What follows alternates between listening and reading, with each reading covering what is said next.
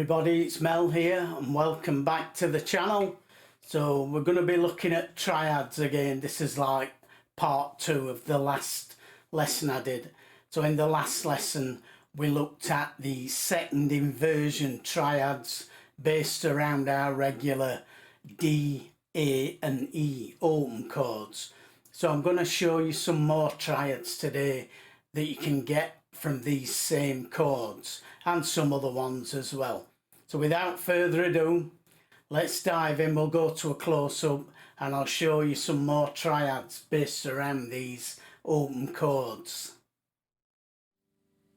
First of all, before we get started, I am assuming here that you know your major and minor scales, that you know the chords in a major scale, that they go major, minor, minor, major, major, minor, diminished, and that you know the notes on the fretboard on all of the strings, or preferably. That way you're going to get the most out of this lesson. So if you don't know those things, then you need to learn the notes on the fretboard on each string.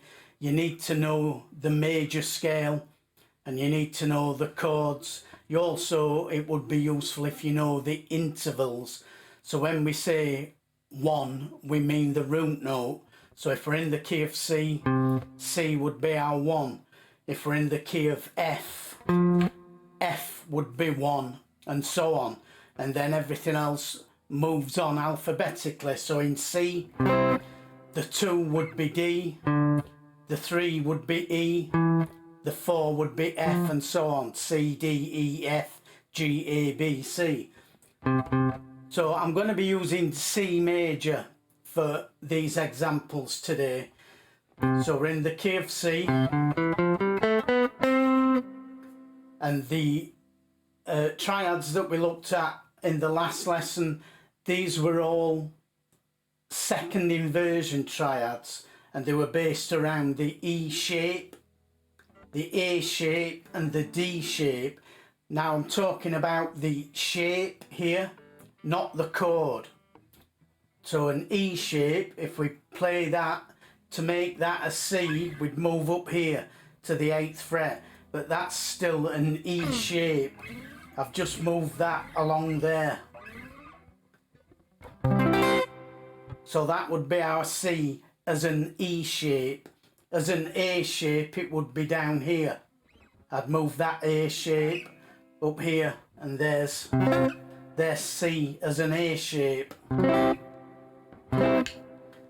So that's what I mean by the shapes. So let's look at the E shape first. So if we use this shape up here, if we look at strings 6, 5 and 4, and just play those 3, we get this. Now that's not a triad because these 2 notes are both C's. They're the same note. So that's just a C power chord. So we can't get a triad from strings 6, 5 and 4 based around this E shape. But if we play the next 3 strings 5, 4 and 3, we get that, which is a triad. We've got 3 notes now, so we've got a 5, then the root C, and then the 3rd. So 5, 1, 3. Now if we drop down and play the next set of 3 strings, strings 4, 3 and 2, we get this. So that's still coming from this E shape. So to play that, we could make this shape where we've just got 1 finger in each fret. 2nd string, 3rd string, 4th string. And that's the root inversion because we've got the C as our bass note. So we'd call that the root inversion. That's the second inversion. 5, 1, 3. This is the root inversion. 1, 3 and 5. 1, 3, 5. And then finally, if we go to the top 3 strings, we get that sound which we can play with this little shape, making a bar across strings 1 and 2, and then adding the second finger 1 fret higher on the 3rd string. And that's the first inversion of a C major triad. So here we've got the 3rd in the bass, that's the 3, that's the 5, and that's the 1, the root. So the root's now on top. Whereas in these 2 shapes, the root is on the 4th string.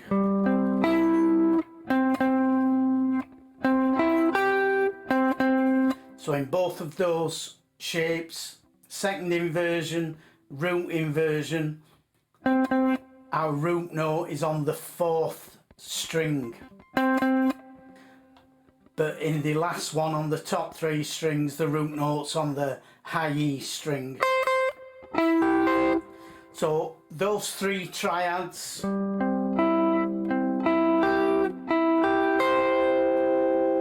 are all coming from that E shape C chord. So we can get all 3 triads, all 3 inversions from that E shape. Let's look at the A shape. So we'd move that up to here to make it C, and I'll play this with a single finger to find it easier. So again, last week we looked at this one, just where the fingers are. And again, that's a second inversion where we've got the 5, then the 1, and then the 3. But again, we can play strings 1, 2 and 3. So we'd leave those 2 notes the same, and then on the high E we'd play the note 2 frets down. And again, that's coming from this A shape chord. But we're just playing the top 3 strings now. And again, that's a root inversion because we've now got the root note C in the bass of the chord.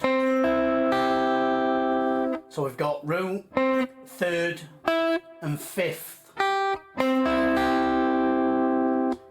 Now again, we can't go down to the lower string, we can't play, because we just get a power chord on strings 5, 4 and 3. We get root, 5 and then another root, or 1, 5, 1.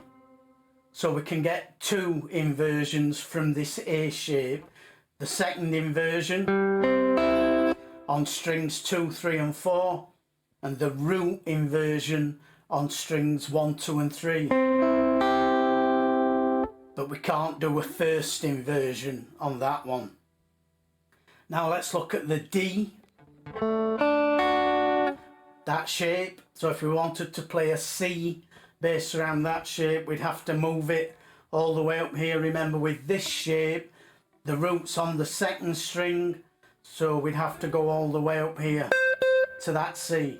Or we could play it here, but then we'd just have an open G and an open E string.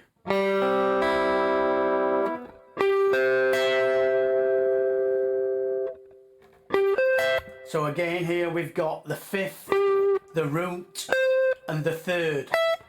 5, 1, 3, 5, 1, 3. And that's really the only shape we can make with that D. But we can also think of that D as like a C shape.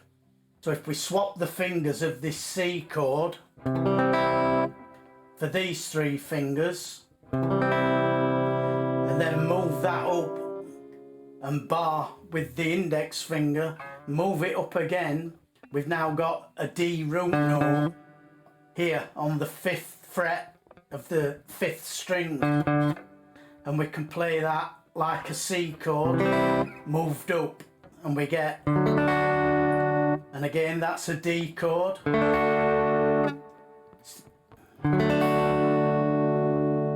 And now if we use this C shape, we can get some more triads. So on strings 5, 4 and 3 we've got this. So this is obviously a D major, not a C major. If we wanted to make it a C major, we'd have to play this all the way up there. So I'll make this one D major for simplicity. So we've got the root inversion, which is 1, 3 and 5. But then we've got this one on strings 4, 3 and 2.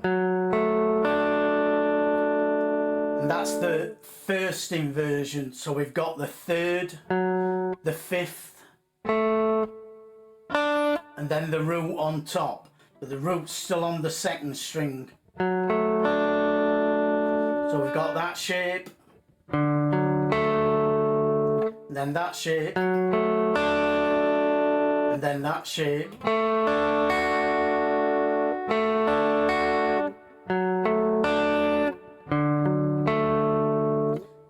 So root inversion, first inversion, second inversion. So again, doing it as a C shape rather than a D shape allows us to get all 3 inversions of the chord. Like I said, if we wanted to make this a C chord, we'd have to utilise the open strings.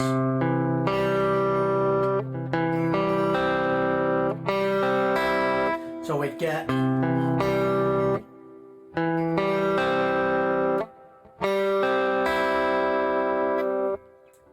that would look like this up here.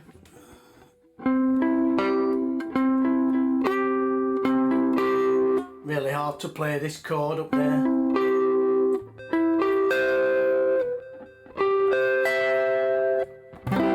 So that would be our C played up there. So remember, we're just looking at these shapes more than anything. So the most useful shape for me is this A shape on strings 2, 3 and 4, because we'll go back to C major. So there's my C triad as a second inversion, 5, 1, 3. But now if we drop these 2 fingers down, the second finger on the second string 1 fret higher, and the third finger on the 4th string 2 frets higher than the index finger, we get that chord, which is this one again. That's D. This would be an F. Again, this is coming from our C shape. That would be our F root note. And we're just taking strings 2, 3 and 4 from that. And then if we let go with those 2, we've got our C chord. So we've got C, F, or the 1 chord, C major in this case. It could be anywhere, so we could be in D major, that would be our 1, and that would be our 4. In E major, that would be our 1, and that would be our 4 chord. So we've got the 1 chord and the 4 chord, just with those very 2 simple shapes. And you'll hear these used everywhere. And a very common chord progression is 1, 4, 5, which in C would be C, F would be the 4, and G would be the 5.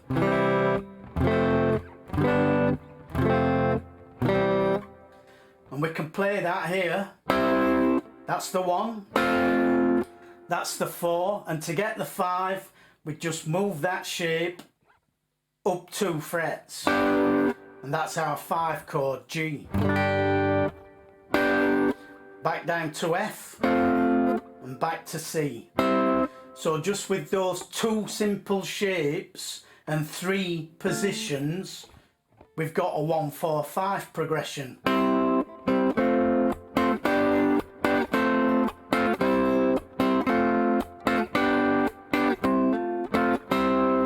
Very, very easy, but it gets better because if I just do a little loop of that, so in C, C major,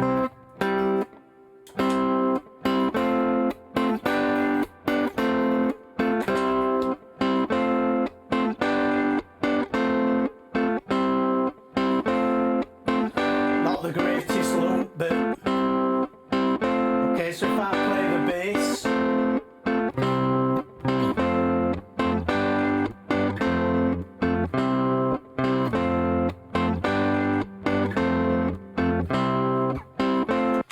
so you can hear that's just a 1-4-5 progression. But every major chord, including triads, has a relative minor. So in C major, the relative minor is A minor. And we can find this, if we're here, that's our root note on C. If we go down 2 letters, C, B, A. That's how we can find the relative minor. So in C major, we want to know the relative minor, we go down 2 letters from C. C, B, A. Or we can walk up 6. C, D, E, F, G, A. 1, 2, 3, 4, 5, 6. So you can either walk up 6 letters, counting the C, or down 3 if you count the C. 1, 2, 3 to get that relative minor. So what that means is we can treat this one chord, C, as an A minor, the 6th chord. So you can hear now it doesn't sound major anymore. That's because we've got an A minor, or an A minor 7 to be more specific. And all I've done is change that bass note. We can do the same with the 4 chord. So this is F as a major. But we could also make that minor, walk down 3 from the F. 1, 2, 3. That's 3 letters, not 3 semitones. If we're talking semitones, it would be 4. And that gives us D. So that means in F, the relative minor to F major is going to be D minor. So again, we can treat this as an F major with F in the bass, or D minor with D in the bass. Again, we've got a minor 7, D minor 7. Can do exactly the same with the 5 chord, G. So that's G as a major, root there, walk down 3 letters, G, F, E, or 4 semitones from the G. And we've got E, so we can treat this as E minor as well as G major. So that's G major, or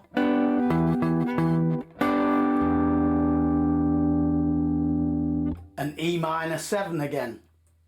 So this time we'll go 1, 4, 5, back to 4, back to 5, and back to 1.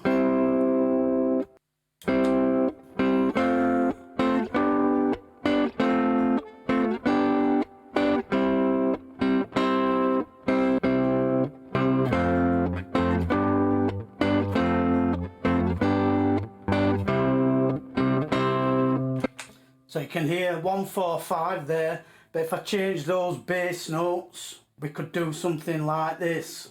You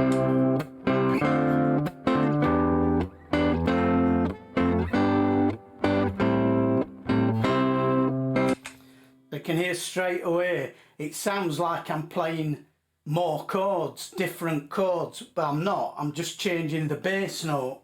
So the bass guitar would be making the changes, not me. I'm just playing these two simple shapes in 3 positions, but I'm thinking of that as 1, then I'm thinking of that as 2 minor rather than 4 major.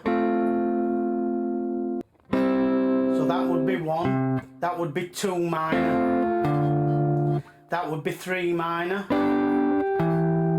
then back to that one again, but this time treating it as 4 major. Back to that one again, treating it as 5 major. Back to the A shape again, but treating it as 6 minor. So where would we use these? In a band setting, for example. If you've got a second guitar player, the other guitar player might be playing full fat bar chords. And so you could play these so that you're not both playing the same thing and the chords aren't clashing, the frequencies of the guitars aren't clashing, and plus it's a heck of a lot simpler to play than play. You can also do these double stop things, which again you will have heard everyone play from Jimi Hendrix onwards. So really useful. Some more triads there for you. Okay folks, hopefully you can see how useful these little triads are, and they really are. The more you get into them, the more uses you will find for them. I use them everywhere, I use them all the time. Much simpler than playing bar chords or even open chords. Very useful. That's all from me today. I won't be around next week, maybe for the next couple of weeks. Got a few things to sort out, but I will be back as quick as I can with another lesson for you. As ever, please share, comment, like. If you got anything out of this video, do subscribe to the channel, that'll help me out. And if you do subscribe, remember to hit that bell notification. I'll see you within the next 2 to 3 weeks, but that's all from me today, so bye for now.